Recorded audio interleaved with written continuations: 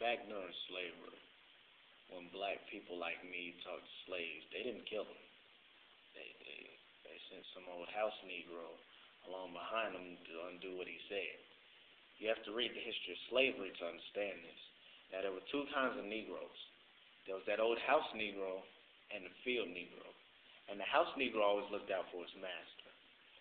When the field Negroes got too much out of line, he held them back in check. He put them back on the plantation. The house Negro could afford to do that because he lived better than the field Negro. He ate better, he dressed better, and he lived in a better house. He lived right up next to his master in the attic or the basement. He ate the same food his master ate and wore the same clothes.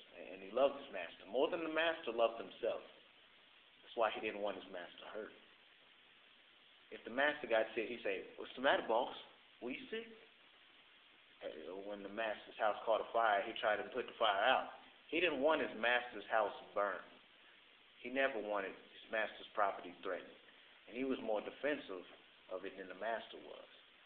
That was the house Negro. But then you had some field Negroes who lived in huts, had nothing to lose. They wore the worst kind of clothes. They ate the worst food, and they caught hail. They felt the sting of the lash. They hated their master, yes. Oh, yes, they did. The master got sick. They prayed that the master died. The master's house caught a fire. They prayed for a strong wind to come along. That was the difference between the two. And today, you still have house Negroes and field Negroes.